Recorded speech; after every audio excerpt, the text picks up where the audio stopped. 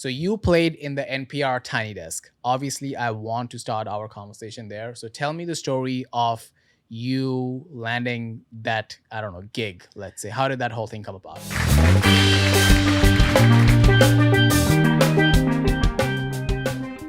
Yeah, a lot of people ask me about how I got on it, and I've Yeah, had a lot of people also reach out to me because, on the sly, like, hey Tiny man, can Desk. you Yeah. pass that contact along? And so, I kind of landed there not on purpose, I Yeah. would say. So honestly, we got hired to play um, at a radio convention Interesting. in Philadelphia. And we did our show like normal. And then after the show, which was, like I said, just radio people in a private setting, Yeah. um, someone came up to me and she was the first person to approach me after the show. And she said, hey, my name is blah, blah, blah. I work for Tiny Desk. And instinctively, actually, I grabbed her by the shoulders and I said, yes. Yeah. Yeah. And we had a good laugh about it, Yeah. Um, and so, yeah, she was approaching me in order for us to do that. And it all worked out, but it really was just us being at the right place at the right time. This radio station supported us. They brought us in as the artists. One of the producers from the show happened to be there. She happened to like the show. She happened to talk to me.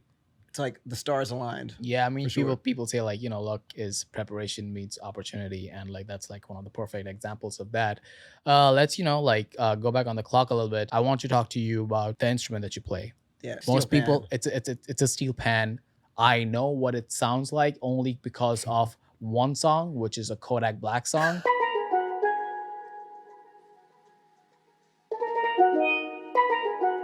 DA got that dope. So this interview is happening from the perspective of someone who is completely musically illiterate, sitting right next to someone who is trained in classical music. I get my music from the movie Hangover's credits, and he gets his music by being classically trained. So that's where we're coming from, but I'm humbling myself. So please explain, what is it that you play and what does it mean to be classically trained in music? So the steel pan is an instrument from the Caribbean nation of Trinidad and Tobago. It's a melodic instrument, just like you have a piano, marimba, vibraphone, things like that, but it's fashioned from 55-gallon oil drums. And like you mentioned before, you hear it on the Kodak Black song, you might hear it on Under the Sea, Yeah. Little Mermaid. Ariel, listen to me. The human world, it's a mess. Life under the sea is better than anything they got up there. What about the steel pan attracted you? What was special about that instrument? It just seemed fun to start off Yeah. with, and the steel band at the school I went to, which is Appalachian State in North Carolina, the steel band seemed like a fun thing to do, even though I'd been playing the saxophone since 6th grade. Yeah. And then also I got into like drumline, percussion stuff like in high school. So when I found this vehicle musically that was kind of like a mix of like the melodic sense of the saxophone, but the percussive stuff from like drumline and things like that, it kind of felt really natural to me. While everyone is in college, obviously everyone thinks about that, like, what am I going to do after I graduate, right? So like that's pretty common. Yeah. But like niche down to like music students and people who go to school from music, what exactly is the thought process of like students graduating from music school being classically trained? Like how exactly are they approaching the job market, let's say, for music students, and what was your experience of it? Okay, so I will say right now that my experience with that is going to be very different because, I mean, most people are kind of thinking, like you're saying, along the line of like, okay, I go to school and get this degree. Like, what jobs are available for that degree? Yeah. Like, am I going to be like an orchestral musician? And what am I going to be a teacher? Yeah. Am I going to be like a music therapist? Am I going to be like a music industry recording person or something like that? And I feel like those are very limiting, especially because, it's not like a thing where like you can show your degree and get work. Yeah. In some of the fields, like for me as a composer. So like I really focus on crafting my own path. Correct. Which is something that seems to be more rare. Yeah. So like, because no one knows what that means. No one knows what that means, right? But for me, it was a matter of like, I knew what I wanted to do. Yeah. Like at some point, like early in college, I thought to myself, I want to perform my original music on the steel pan and travel the world and make merchandise and albums and, and cultivate a following with my own original stuff. Mhm. And so like I kind of navigated through college with that in mind. A lot of college students, especially in the arts, don't know exactly what they want to do. And I feel like that's okay. But I also feel like if you have the slightest inkling of what you might be interested in, you can kind of throw that dart in that direction and then you can walk towards that dart Yeah. and learn things along the way. I have this thing called the vine theory, which is like, let's say you're in a jungle and it's like a square shaped jungle. There's corners A, B, C, and D, right? You're in the corner A and you want to go to corner C, which is diagonally opposite to it, right? And there are vines coming at you all the time and you're waiting for the perfect vine to catch, which takes you to point C. So you're always waiting for that one vine, which will take you to C directly. But instead of doing that, the first thing which you have to do is hold on to the first vine, which takes you out of the first point A. Yes. And then eventually you latch on to whichever vine comes your way, which takes you that one bit closer to point C. Like that's my version of like looking at it, because like you can't control the ocean, but you can control your own boat kind of thing. Yeah. I kind of have a similar analogy Yeah. that I call the imaginary hallway of possibilities. Yeah. And opportunities. So it's basically like this hallway, this really long hallway with doors on either side. And each of those doors represent an opportunity. Yeah. It could be like, oh, here's this one show. Or it could be, oh, here's this interview or anything, right? And so like if there's a door that's like 100 doors down on the left, Yeah. and I'm standing here, there's no way I can even grab the handle to even open it if I'm not down there. There yet. Yeah. So now it becomes a thing of like, how do I move forward? And eventually, if I take one step at a time, I can eventually get to that point where I am at that door where I can open it. Interesting. One of those doors after during you were in college was the steel pan. What was the first taste of commercial success that led you to believe that this can be a viable career? And anyone who knows my music, they know that I'm obsessed with this banjo player named Bela Fleck.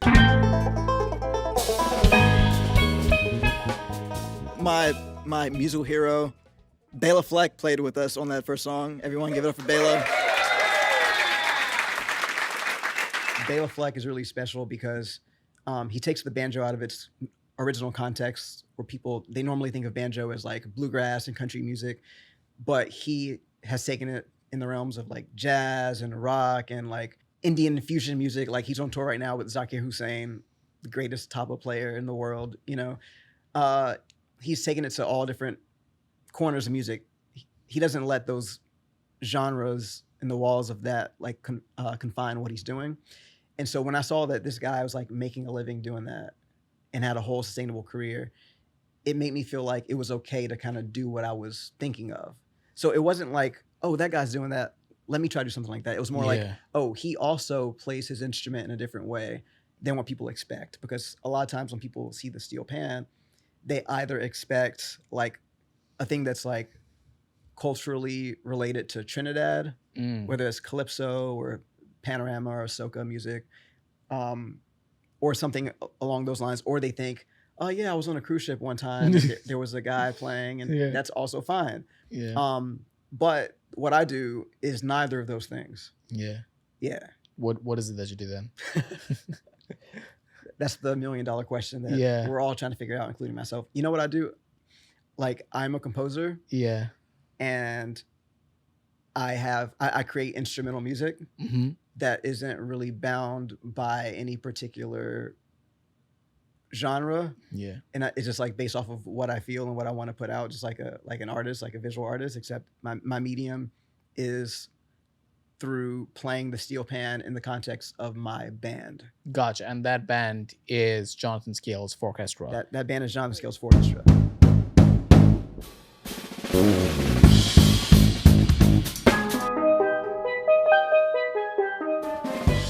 How did you find that supporting cast, and what did they bring into the table? Okay, so firstly, I would say that the orchestra, anyone who's watching this, who's followed my career over the past 16 years, they've seen different musicians come in and out constantly. So for the past 16 years, it's been a process of finding like-minded individuals, for one, who are willing to kind of jump into this world where like, we're not playing any covers. We're barely playing any covers. at all. Like there might be 1 or 2 covers that we ever play. It's all my original stuff. So people who are down to jump into this, who, for one, understand what I'm trying to convey, and for two, kind of have the technical facility that it takes to achieve my music or to convey my music, because my music can be a little complicated. Yeah. Interesting. And On like the technical sense, my music can be a little complicated. And the third part of that is people who are also able to take all of that information and put their artistry in it in a way that is really human and really soulful, and like, you know, they can take my complicated ideas and convey it through their voice. So those are the things that I kind of look for. that is such this is not a pejorative. That's like, in theory, that's like such an abstract concept, right? Because like you are trying to pitch someone which they have no conceptual or like tactile ideas. Like, what is he talking about? So like so how hard it is to not just convey and find those right people, and how did you go about it? Like, is it just word of mouth? Is it the right people find you? How does that happen? It's a combination of those things. Sometimes there have been cases where, like, for example, my current bass player, Elon JD, people kept telling me about this guy. They're like, man, Elon, he's this amazing bass player. You should check him out. And I kind of just blew it off a little bit because any context that I saw him in, I was like, oh yeah, he's a good bass player, but like, can he handle the technical stuff that I'm demanding of my players? I haven't seen anything that will allow me to know that he can do that. And then I saw him play in another context, which was his solo thing. And he had his own thing with his own band. And I saw that and I started to say, okay, I see the potential of him working with me. And then the drummer that you will see me with a lot these days is a guy named Mason Guidry. And he's a phenomenal drummer. I call him like the drummer's drummer. Like all the drummers love him. Like Travis Barker from Blink-182 likes my drummer. That's likes Mason awesome. Guidry. You know what I mean? All the drummers from, like, you know, all the drummers know Mason Guidry, right? So I found him because he showed up to one of my shows in Philadelphia, where I was playing with a drummer named Robert Sput Seawright was with me at the time. And you might know Robert Sput Seawright from playing with, he plays with Toto right now. Interesting, okay. He played with Snarky Puppy. He has a band called Ghost Note. He's played with Snoop Dogg. He's done all this amazing work. And Sput was playing with me in Philadelphia, and Mason came out to see that show and to see Sput. And then, you know, Sput made the introduction. I went down the rabbit hole and saw Mason's videos on YouTube. And I thought to myself, I think I can work with this guy. So once you find these people, what exactly is your pitch for them to join your ensemble? And I want you to contextualize that answer with what can be the pitch for people starting off who want to start a band when it comes to them going out and like going on a limb and like just asking other people to be part of their project. I'm glad that you put that context in there. Yeah. Because it is different for me now. Yeah. Because usually when I go to someone now to ask them to be part of my band, they already know about my band. Easier, yeah. It's easier. Yeah. That's the hack. Yeah. The hack is you just gotta. You have to start somewhere. Yeah. Exactly. Yeah. So I would say in the early days, like I went to a lot of jam sessions. It's perfect place for like networking. So like when you're at jam sessions and you're a musician, you kind of hear in other people's playing something that you might be looking for. And then from there, it's a matter of just like being very human and just building relationships with people. Like say, for example, if you play piano and I meet you at a jam session, I really like the way you play and I envision that, hey, this could work well with what I'm doing. You know, I'm not going to just go up to you and say, hey, I'm this guy, I do this, blah, blah, blah. I'm going to like try to maybe find out where you're playing next and like see more of what you do. And then before I just come and start pitching things, and then maybe after building that relationship and maybe, you know, you being curious of what I'm doing, then maybe we can find common ground to where like we can try out and say, hey, do you want to come try to play piano with what I'm doing and see how that meshes? So I like thinking about things in a very organic way.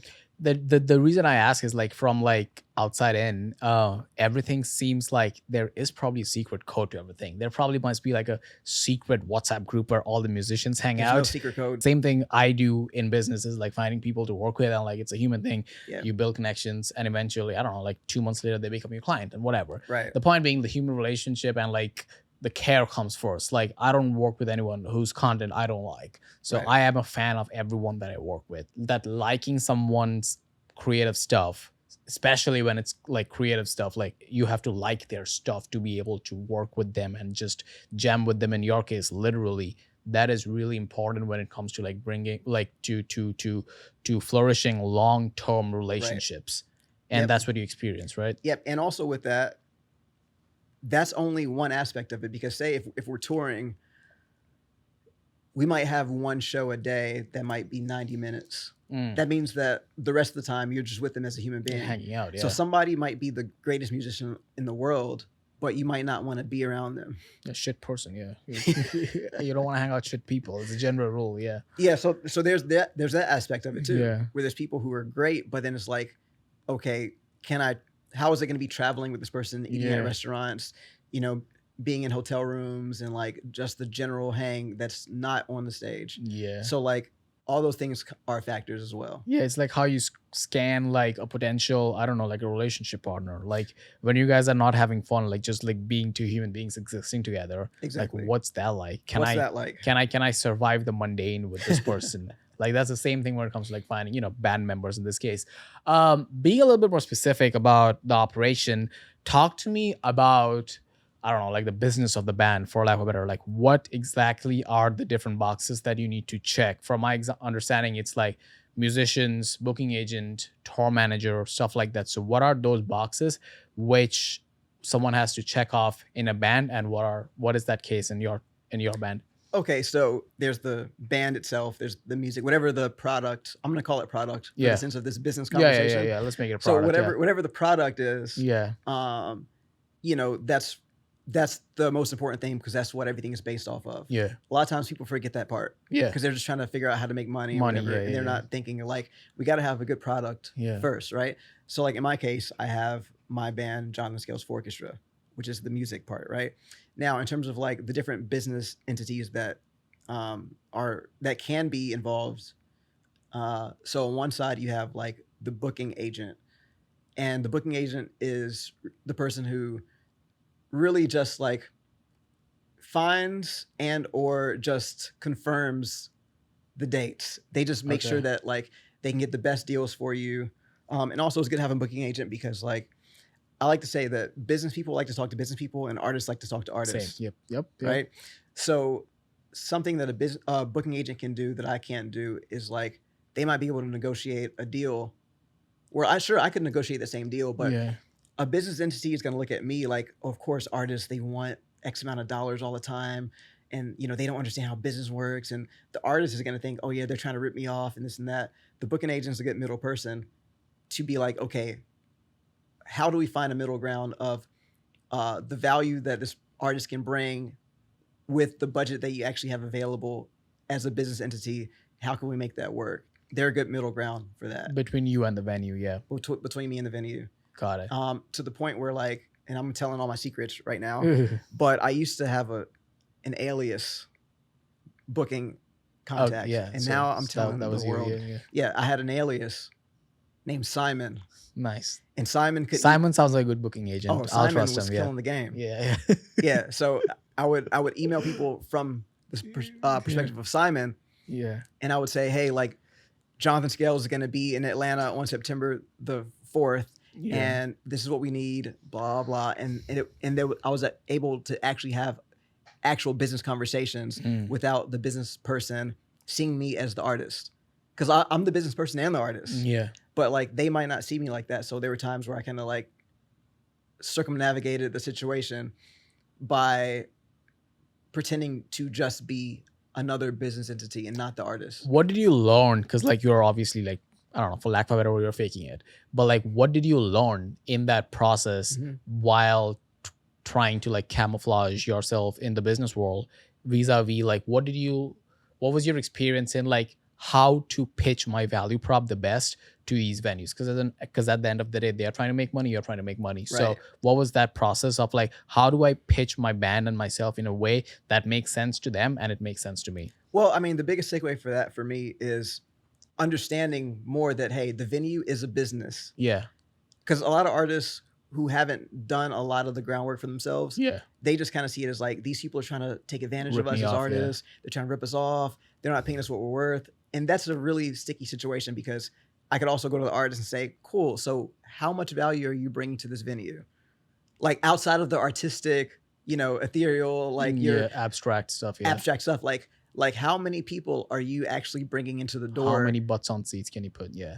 That's actually making the venue because I mean, they have to pay people, they have to turn the lights on, they have to pay Yeah. for their rent to Yeah. even have the space and all stuff like that. Yeah. And so like that's a tricky conversation. So like, let's say there's an artist who clearly realizes that if this venue has me on, then I will get more value from it because I don't have any name recognition from it, but I still want to play there. So how do I go about this process of pitching myself? Okay. So in the case of that, where like you're not really sure what inherent value you might bring because maybe you're new, Yeah. that becomes a matter of first trying to actually build real relationships. Mm-hmm. Because when you build real relationships, there's more of a Favor. or just like giving a chance. Yeah. You know what I'm saying? Like if you're a venue owner and I'm able to meet you and you understand more about what I'm doing, Mm-hmm. you might be more willing to say, you know what? Like no one knows this person, but like let's give them a shot and let's put them on a Tuesday night and see how they do.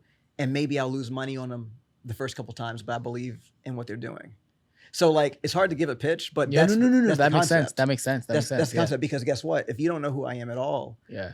and I send you an email and you Google me or whatever, and you see that like there's no traction, there's less of a chance you're going to even respond, because you're receiving hundreds of emails a day from artists all over the place who are trying to tour and trying to do their thing. So like, unfortunately, there is a process where it's harder to make this happen without having done it. It's like one of those like double-edged swords, catch-22 things. It's like, so like, for example, having a booking agent is awesome because it takes me out the middle. But in order to get the booking agent, I have to first show that a I body can do of it myself. work. Yeah. But in order to do it myself, some of the venues might not even Care. Yeah. they might not even give me a chance. So like, Yeah. how do you find yourself getting a chance to even get the booking agent in the first place is really tricky. And some of that comes down to even like taking unconventional routes. Like, for example, maybe there's like a coffee shop. This is just an example. Maybe there's a coffee shop that like doesn't even ever do music regularly, and build a relationship with them and say, hey, like I like to put on a show. And maybe you get 20 people to come out to see you that are your friends. You know, the coffee shop sees this, they have you back again. Next time 40 people come because you promote the hell out of it, you know? And then maybe when it's time to move to a real music venue down the street, now you're able to be like, hey, like I'm this person, I've done this and this. Like, I know that I can bring at least 40 people out because I've done that. Yeah. I know that next time there'll be more because I've built this buzz, this following. And in that case, you'll be more likely to get that spot at a real venue, or to even get like an opening spot where maybe there's a really big band and, you know, the venue might have you as support for another artist. So it's like this abstract way of like building your thing slowly. And once you build, you can actually have a booking agent who takes care of like those kind of stuff. So that is one aspect, obviously, of the band. Another aspect is that of a tour manager. What exactly, like, it sounds pretty like self-explanatory, like a tour manager manages the tour, I guess. So, but like what exactly goes into the day-to-day of a tour manager? Okay, so let's break that into two different categories. Yeah. So there's manager Yeah. and there's tour manager, which in my experience, I believe those are two different things. So first, let's say that a manager, just like with any business, is more concerned with the trajectory of the business. Like, what are we gonna do next that's gonna like get us to this other abstract level? Like, you know, they're thinking more big picture Big things. picture, zoomed out, yeah. Yeah, and I feel like a tour manager is like, What time do we need to be there to set up? How much are we getting paid for this? Selling merchandise, driving, like inventory, managing personalities. I think that it's important for people to do those jobs themselves. Yeah. So that they can know how things operate. Yep. So like I was my own tour manager for a long time. Yeah. Like a very long And time. that definitely has value. Now we have checked off some of the boxes of what goes into like a band backend stuff.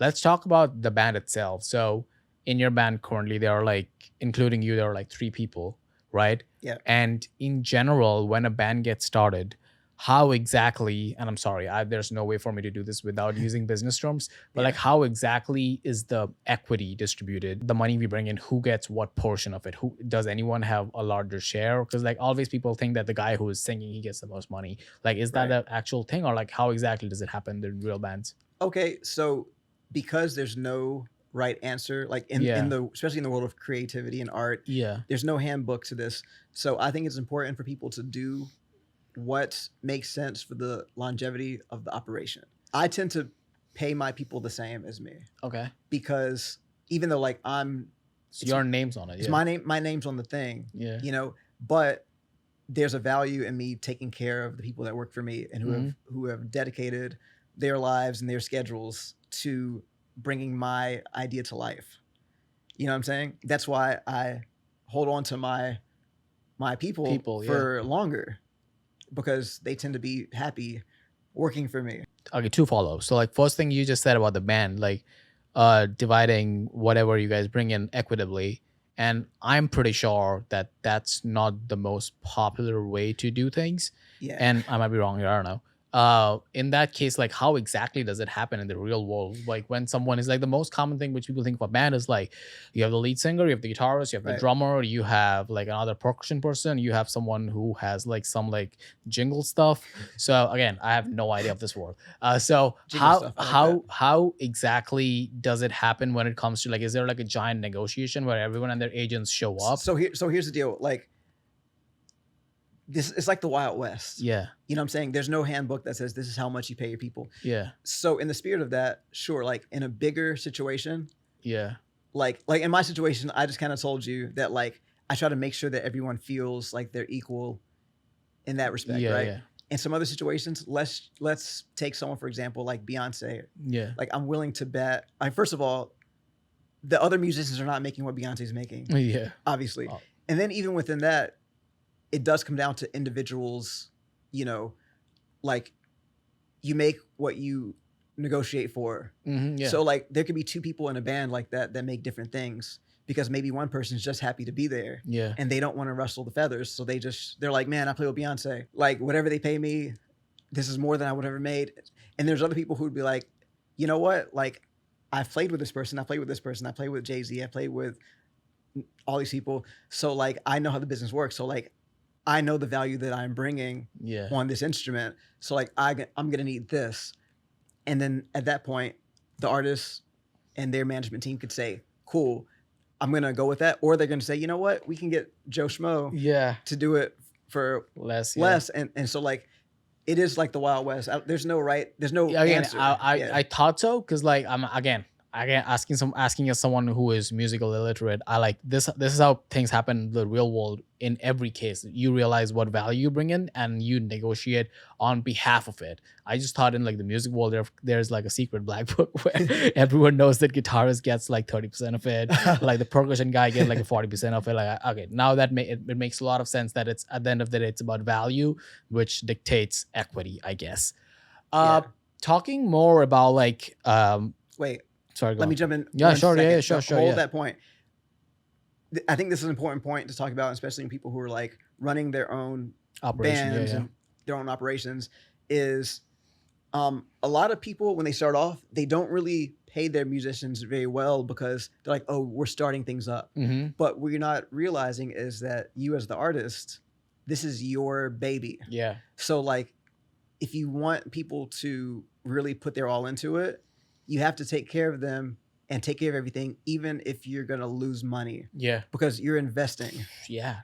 People don't think about that. I will give you like a comparable example which I have experienced myself.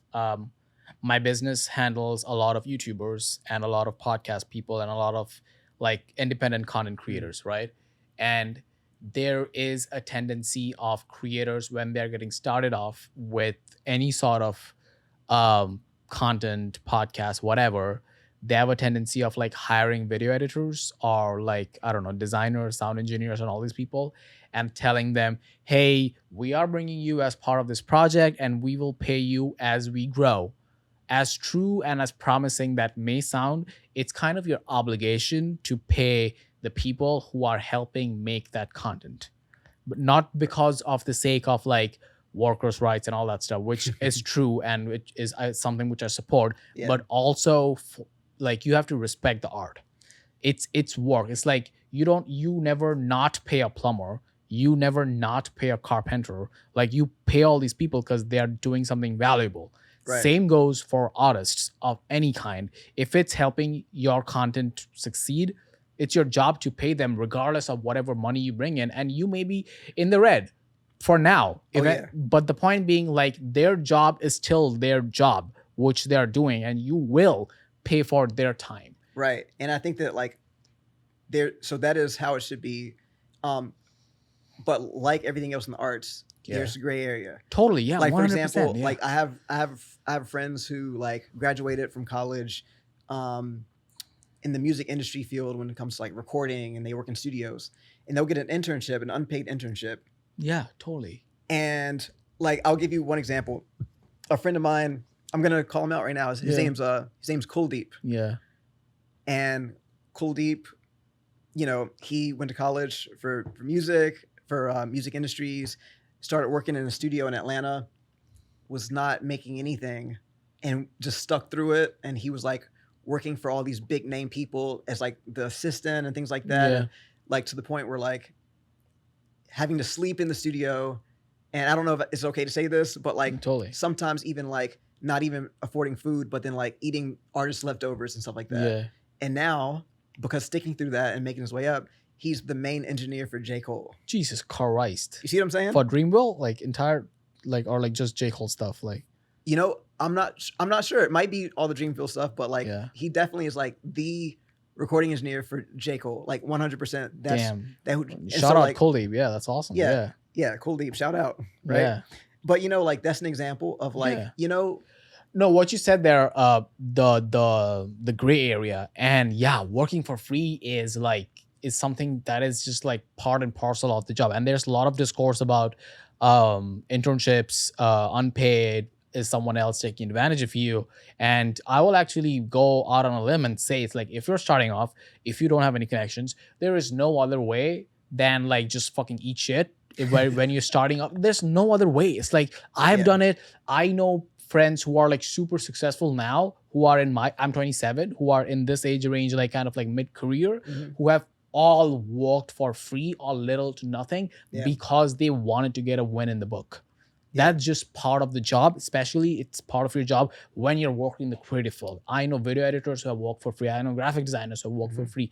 I know a lot of people who just want to be around other content creators who want to work for free. And the best thing, not the best thing, like one of the main things about it is like people like notice that. People notice that, okay, this person, Kuldeep, he's doing a good job. He's at the right places at the right time, giving me the right amount of value. Working his ass off. Those are the people probably who are working the hardest in the room because they have something to prove. They want to get the first minimum wage job, let's say. So they will keep you around. Yeah, and there's if you stick around. There's something to be said about that. So I didn't mean to. No, go on. Yeah. But you know, like even for me, like people might look at what I'm doing and be like, man, Jonathan's touring all over the place. He's doing this and this. But you know what? Like I played in Kansas for no money. You know what I'm saying? Like I was on tour playing every little town possible.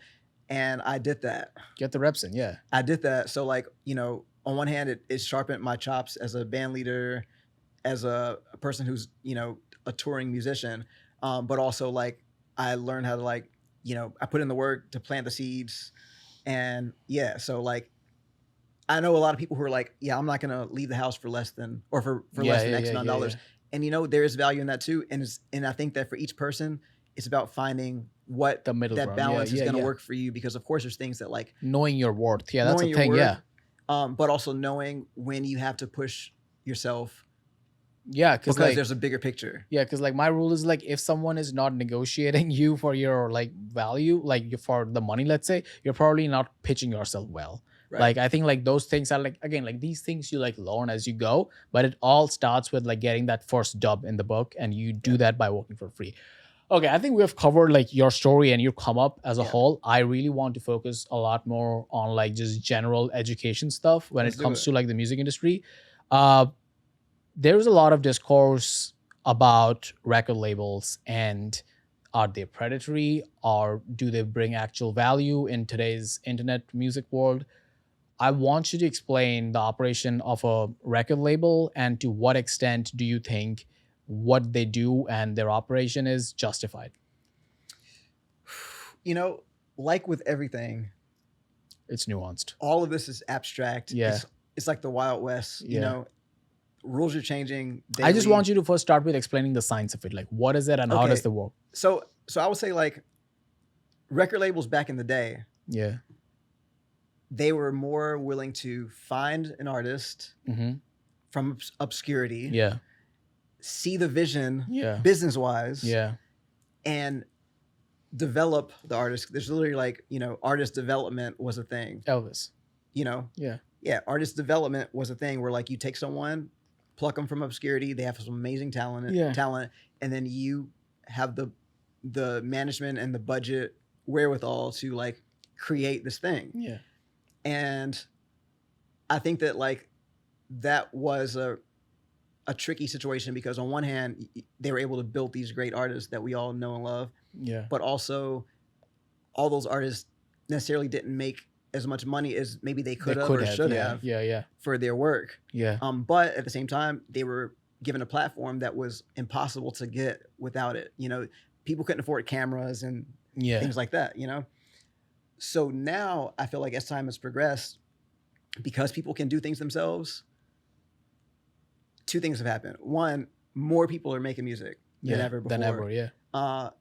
And also it's kind of harder to like, in some ways it's kind of harder to like build the sustainable thing, but you have more tools. So then again, it's not as hard as it was. Mm. You see what I'm saying? Gotcha. Okay. It's more possible now than ever before because, you know, there's really good camera phones. There's really good. Yeah. So what you're tools. saying in its crux, are you talking about distribution and how egalitarian it is today and how much people have access than it used to be? Like there is no way, again, I keep going back to Elvis because that's the only example that's coming to my head. Like Elvis, like someone saw Elvis, okay, this guy dances funny, is talented. We can make him not just into a good singer, but a commercial product. Right. And that's where he can hit escape velocity. Yeah. And he did. Yeah. Right. And that thing right now happens on people's TikToks today. Exactly. So there's less of that happening from actual record labels. I'm Yeah. sure that it's still happening in some form or fashion, but mostly it's happening from people kind of taking their own reins, Yeah. finding what is the thing that I do, what is the thing that like I can offer, and really being concentrated on that Yeah. and being very focused and dedicated to that. So like in the spirit of that, like, you know, maybe the record labels are kind of obsolete in Yeah. those ways. Now, one thing that's I think really cool about record labels too in that respect is if you get a good deal, you might have the resources from the record label to actually put out your product.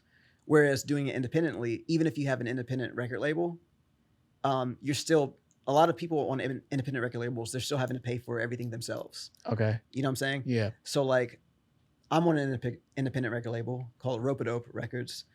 And that doesn't necessarily mean that I come to them with this project and they give me all this money. Mm-hmm. But in this sense, it's more like a partnership where like, you know, they might help with different aspects that I might not have access to individually.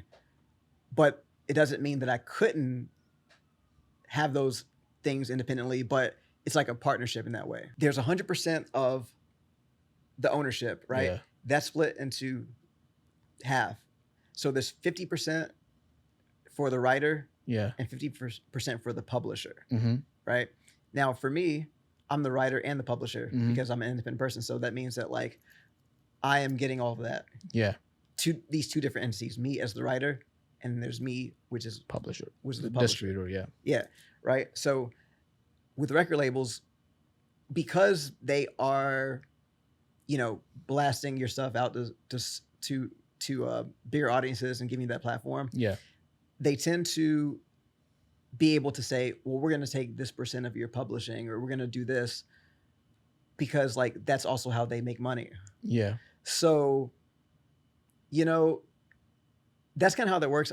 I don't know if it's There is no right answer here. there's no right answer, because some of the people who's publishing they never see are some of the most famous people in the world. Yeah, I mean, like people always talk about like I'm. It might seem like I'm only making the argument for the artist side, but like the point being like 100% of $0 is still $0.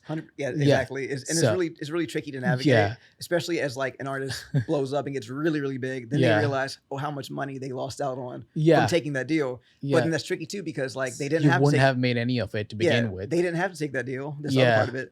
And from taking that deal, more things happen. So there's different ways to look at it. I tend to look at things where like you see other aspects of it, because you know what? Maybe a record company did take some artist publishing, but maybe because this artist exists now they have way more opportunities Yeah. than anyone else, just because of who they are. Yeah. And there's something to be said for that too. So you just got to weigh out for yourself. Make sure you read the fine print. And, Yeah, I just think Yeah. like the main point I want to have this have this specific conversation is like I just think like this level of like consciousness and this level of like awareness is like super necessary and important. I'm not saying that you have to believe that record labels are predatory, or I'm saying Right. that you have to believe that you have to be part of a record label. I'm just saying that you have to know that what is it that you're signing for. That matters. Like reading the fine print and all that sounds really cliche. Like read the papers and all this stuff. But like it's like today you can put your music out on TikTok, on anywhere, and get attraction and have a decent enough tour all over the country, right? But at the same time, if a record label approaches you by saying that, hey, we have seen your music, we want to blast you off to this level, and then you get someone like Jack Harlow. And I don't know, there's a lot of talk about like him being an industry plan and all that. I don't want to get into that. But the point being like you can still find like quote unquote like obscure gold hidden in mines or whatever and like blast them up. That is still a thing. It's still which a thing, yeah. still happens. And that's a really practical example of it. Another example which a lot of artists face in their day-to-day is like doing the left brain, right brain analysis. Like people think it's really easy. Oh, you make music in the morning and the night you reply emails and like put that up on Spotify. It's not that easy. Right. When your brain is completely involved in doing something creative, your brain just wants to do that. People try to think of like creative stuff as like non-creative stuff. It's like you're pushing a rock on a hill, right? Mhm. If you stop pushing a rock, people think the next day you will start where you stop. No, the rock rolls down. You start from where you left, like from the bottom. You have to do that all over again. And that is what it means to be a creative. So again, wherever you are in your career, not just in like music or whatever, it kind of like behooves you to see like, is there someone who can help me with stuff which I'm not good at? Yeah, and that can be tricky. For me, I feel lucky because like from the beginning of my whole career, I involved myself in all the parts. I learned how to edit video. Now I use Adobe Premiere Yeah, that's very awesome. proficiently. Yeah. And as an artist, like I shouldn't have to know how to do Yeah, that. yeah. But it also, because I'm doing things independently, it gives me that much more. Yeah, you don't have to pay a graphic designer or an editor. So you Yeah, got like it. Yeah. there's times where like I've hired a camera crew Yeah. just for their hours of filming. Yeah. And then have the hard drive. I get all the Footage, yeah. all the footage from all the angles, and then edit it myself, which then costs me just time. It costs me $0 Yeah. to that. So like a lot of my video stuff, It is doesn't done hurt like you, that. basically. The point being, yeah, Yeah. it's great. I want to shift the conversation towards another aspect where I think like more education is necessary, which is the streaming platforms, Mhm. right? And the lack thereof back in the day. So there's again a lot of discourse about Spotify pays their artists like cents on their dollars or whatever. Yeah. And obviously it's true to some extent because otherwise this wouldn't be something which we'd be talking about. To what extent do you think all that discourse is valid? And I will give you what I get from understand about it from Right. someone who is not a part of this world is before there were CDs, records, like CD sales, and people used to get like pay like $10, $15 Mhm. per CD. And that was the thing which used to happen. Then Napster happened. When Napster happened, the whole industry kind of like started clutching their pulse. They were like, we're not getting any of this money. So Napster was kind of like put under a microscope. I do not remember what ended up happening and what was the resolution of that. But what I do remember is after that, there was the birth of like streaming platforms and Spotify and Apple iTunes and all that stuff. And their whole business model was basically like, you pay us $10, and with that $10 previously you used to get one album. Now you get entire catalogs of all musicians to ever exist. And that is what this app is. Sounds insane, right? But at the same time, artists are making little to no money. That's one argument. Another argument is like the same which we just made for record labels, that you use that as a distribution mechanism. So that kind of like helps you with marketing and all that stuff. Right. So I would pass the ball to you now. So where exactly do you stand in the discourse? Okay. I think the key word is, where exactly do I stand? Yeah. Because all right, hold on. Even if you think that, like, I want you to start with my explanation. Was that correct? that was great. Okay, cool. Yeah, that was a great explanation.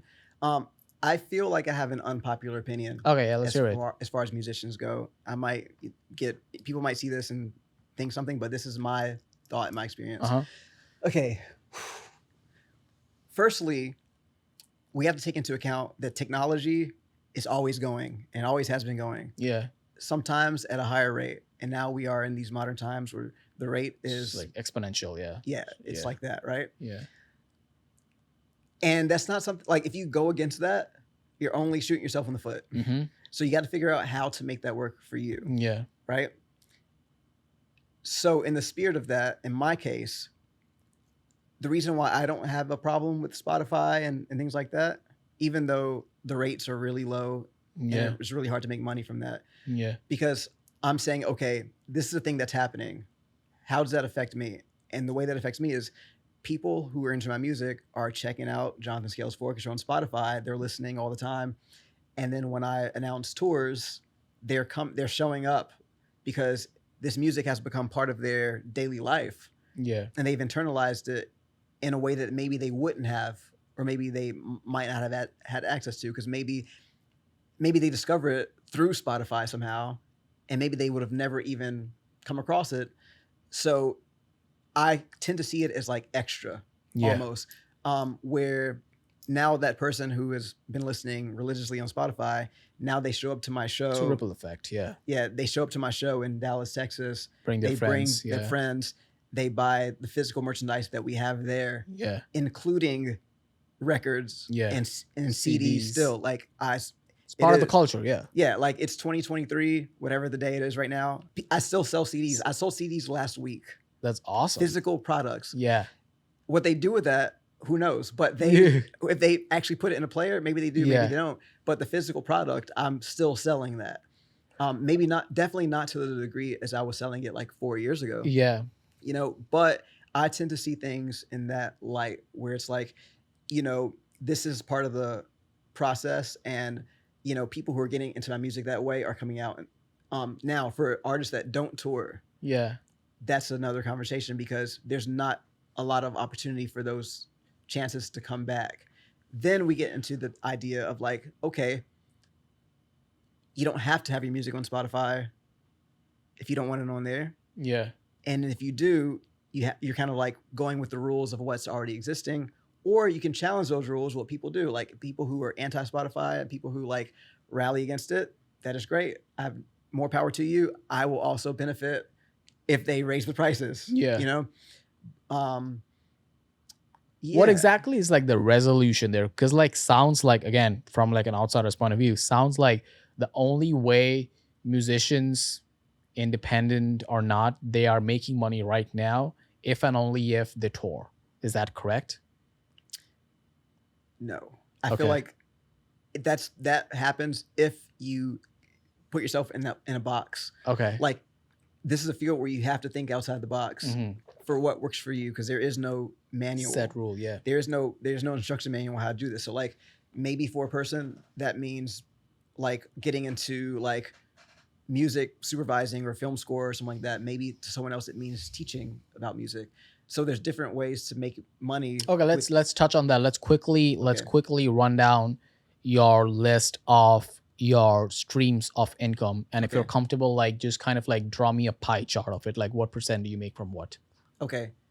You know, I really do have a pie chart, Okay, let's do that. Yeah, I love pie but charts. I don't know if I want to. I can look at my pie chart right now. In the year 2022, 38.2% of my income came from the touring project Jonathan Scales for Orchestra. That includes the streams sent from the record label, because of the record label, that money's funneled through that entity. 20% of my income came from writing music for other people. Okay. 11% of my income came from teaching private lesson. Only 5.4% of my income came from Patreon. 10% of my income came from recordings, like people asking me to record Steel Pan on their Project, albums, yeah. right? 10.2% of my income came from other performance opportunities that are outside of my own project. Like someone saying, hey, can you be a special guest on my show? Or hey, can you play this private event? You know, 0.9% of my income from last year came from like teaching classes. Like maybe like someone would have me on Zoom to teach a class of music students about a particular thing as like a guest. 3.1% of my income actually came from actually worked with this company who they knew that I have the skills that I've developed from like audio editing and video editing, to where actually I edit a podcast for a nonprofit. So in online merchandise, that was only 1.4% of my income. The last question I want you to answer is the NPR event, the NPR show, the Tiny Desk show that you did, clearly was the inflection point in your career. Correct me if I'm wrong if you disagree with it. How do you think that event changed the rest of your career, and what being a musician means to you? And I want you to contextualize that in a way. If an artist has one breakthrough event, one viral event like that, how should they react to the success of it? Okay, so firstly, it's really interesting that you word it that way, because of course people see me and they see the Tiny Desk and they're like, man, that's one of the biggest things ever. Yeah. And then also Bela Fleck, who I mentioned before as one of my biggest heroes, he's on the first song. Oh, wow. Okay. So like that's really big deal, right? Yeah.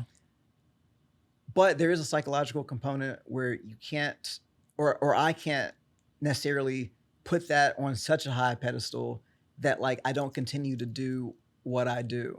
Interesting. Because it could be really easy to be like, oh, I was on NPR Tiny Desk, so like, what is this deal they want to give me? Like, I'm not gonna take this. Yeah. I was on NPR Tiny Desk. You know what I mean? Yeah. Or like, or to think, it'll be easy to say like, man, where do we go from here? Yeah. It could be easy for things to go downhill.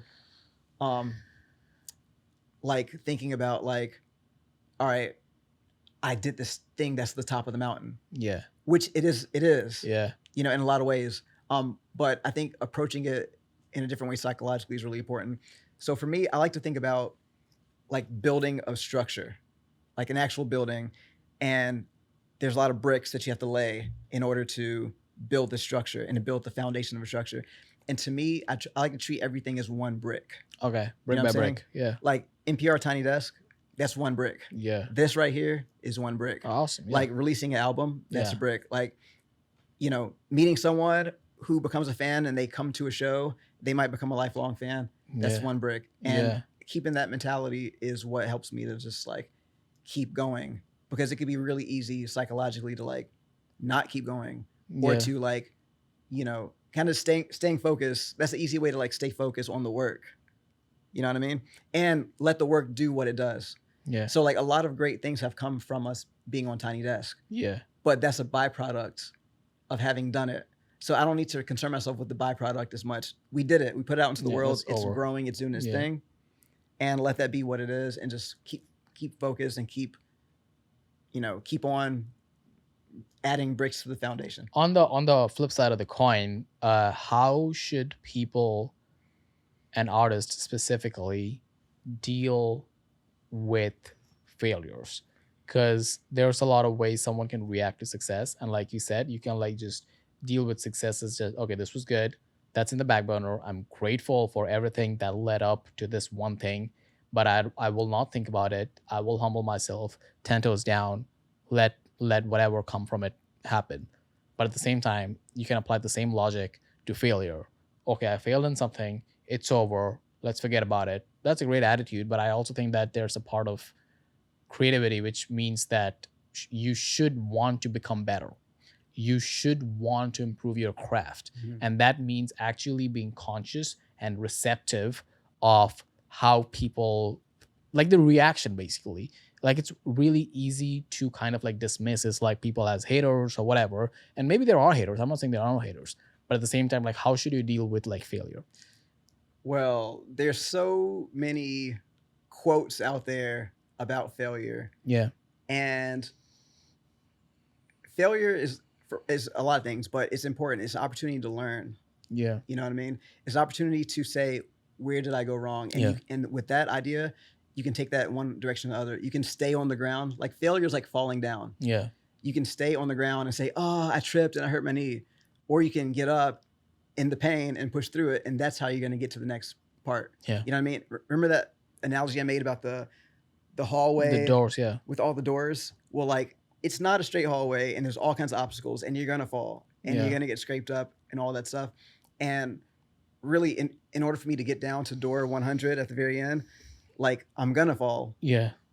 And so I have to get back up and keep doing it. And one thing that I always try to tell people when I can is, like, people see my stuff and they say, oh, Jonathan's doing this and doing that. He's on NPR Tiny Desk. He played with this person, that person, blah, blah, blah. I mean, I say that, like, I've had, if I try to open 100 doors, probably like 97 of them have slammed in my face. 2 of them opened the door and said no. And then 1 of them actually worked. So, like, for every one good thing that you've seen of me, I've probably had 1,000 failures for each one of those things. Yeah. And that's just part of the process. And each time you fail, you learn something about your process. And it does still hurt. And it does suck. And it does, like, make you rethink your entire life. And it does make you feel like a piece of garbage and what am I doing this for and all that. But at the same time, like, that's the data that you need in order to get better. I really, really appreciate you laying things out that way, because like that's kind of like a Bible for like most creatives, and that's a universal experience when it comes to putting anything creative out. Like the thing about being creative or like having any sort of like artistic work out there is that you are willing to be vulnerable to some extent. That's what makes creatives I don't want to say special because everyone's special, but like different. Like if you're an accountant, if you are an engineer, either you're doing your job right or wrong, and there's payment and incentives based on that.